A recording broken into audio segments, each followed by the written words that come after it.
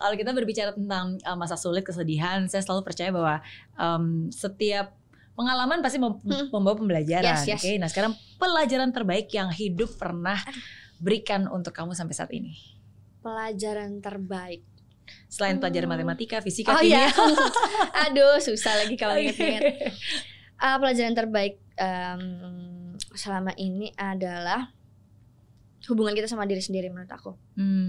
Karena kayak yang tadi aku bilang juga, apapun yang terjadi kalau hubungan diri kita sama diri kita sendiri baik, karena untuk ngefilter oh ini menjatuhkan, ini membangun. Menurut aku itu butuh sayangnya kita sama diri sendiri. Karena kalau kita nggak sayang, kan kita kayak iya ya benar juga ya. Ini rambut aku terlalu keriting, muka aku hitam kayak gitu kan, jadinya kan itu ngaruh kan. Betul. Malah jadi ikut lagi menghakimi diri sendiri kan. Jadi balik lagi hubungan kita sama diri sendiri. Ketika kita udah sayang sama diri sendiri, kita udah percaya sama diri sendiri, orang mau ngomong apapun kita nggak akan terima, karena kita kayak nolak kan. Kita kayak enggak kok orang aku cantik, enggak kok orang aku bisa nyanyi gitu. Oke. Yes, you are nobody until you treat yourself as somebody. Yes, setuju. Yang paling penting ya bagaimana kita bisa menghargai dan mencintai diri kita sendiri. Of course, kedengarannya sangat mudah. Sangat mudah, iya setuju banget. Tapi itu tidak mudah, tapi itu yang memang harus dilakukan dan harus bertahap prosesnya. Nggak bisa kayak tiba-tiba langsung aja. Dan of course namanya juga manusia kan juga pasti ada ups and downs-nya ya. Maksudnya sampai ya kita tahu harusnya seperti itu, tapi kan kadang-kadang perasaan dan logika kita juga nggak sejalan gitu. Oke. Tapi it's amazing untuk bisa kamu di usia yang sekarang memiliki kemampuan pola pikir yang seperti itu. Thank you. Kapan kamu mulai perubahan ini? Kamu merasa ini perubahan dari Keisha yang dulu dari Keisha yang sekarang? Mungkin setelah aku menjadi orang yang dilihat banyak orang, karena aku ngerasa kayak setelah single tak ingin usai. Iya.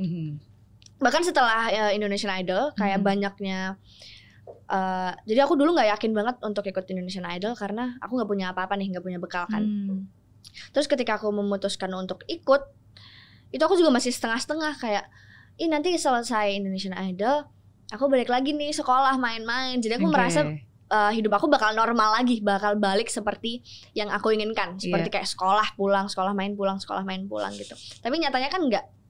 Aku memiliki banyak tuntutan, banyak tanggung jawab dalam tanda kutip. Dan dari situ aku kayak, wah nggak bisa nih kalau aku ngikutin kata orang, karena banyak banget. Tiap kepala itu ekspektasinya beda-beda. Kayak pengen Keisha nih harusnya kayak gini, Keisha harusnya kayak gini, Keisha harusnya pakai baju yang rock atau Keisha harusnya rambutnya pendek. Itu kan ekspektasi orang yang berbeda-beda yang gak sesuai sama diri kita kan. Dari situ aku kayak, wah gak bisa nih, masa aku mau ngikutin 100 orang yang komen tentang aku. Dan dari situ aku kayak, oh berarti aku harus punya batasan antara diri aku dan ini orang. Ini diri aku nih bukan untuk semua orang, diri aku ya untuk aku. Tapi aku bertanggung jawab atas pandangan orang gitu kan. Jadi dari situ aku banyakin waktu untuk ngobrol sama diri sendiri. Oke.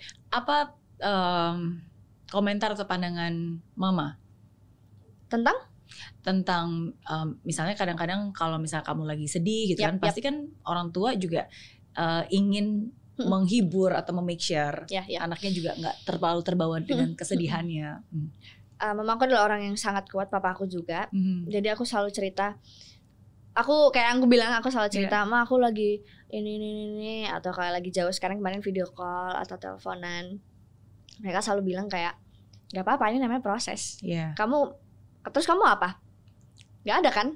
Aku juga kayak mikir, iya sih, emang mau ngapain? Maksudnya kayak mau marah ke semua orang atau mau mengulang kejadian juga nggak akan bisa. Ya udah, ini jalanin aja, ini proses. Nanti bakal papaku pernah bilang gini, papa mama aku, ini proses kamu untuk jadi kupu-kupu. Kamu sekarang masih kepompong, masih kayak kepompong kan kayak, ih jelek kapan sih, ganggu nempel di pohon kayak gitu kan. Tapi ketika udah jadi kupu-kupu, indah banget kan. Ini proses kamu masih jadi kepompong. Jadi sabar dulu, kalau kamu gak sabar ya kamu gak akan jadi kupu-kupu. Itu yang mereka selalu bilang.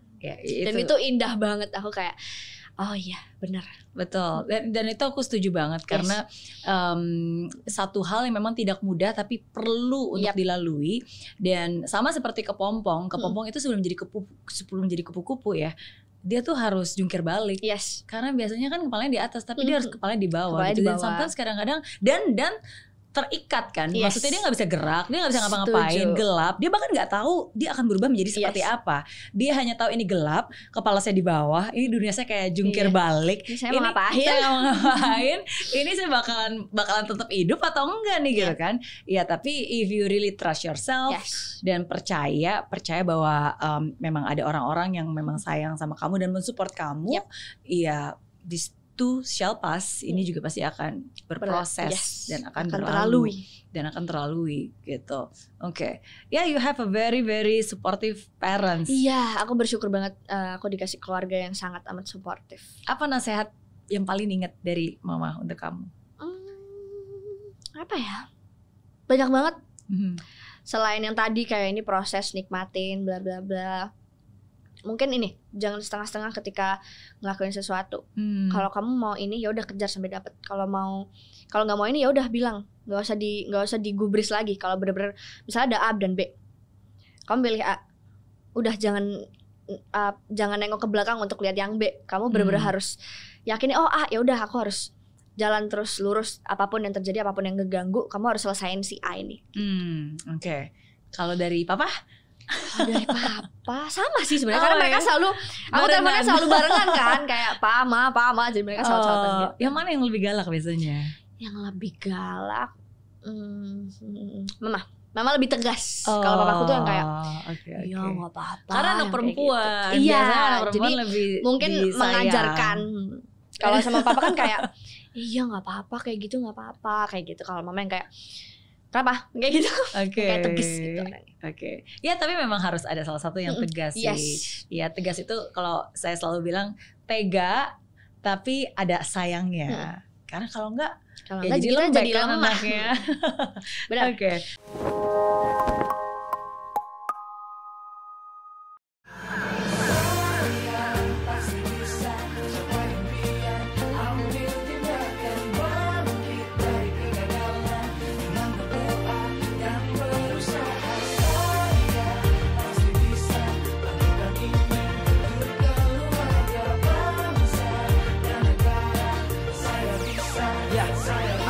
Laksana bumi tanpa hujan, hidup tanpa tujuan, kering dan mati tanpa hijaunya tumbuhan.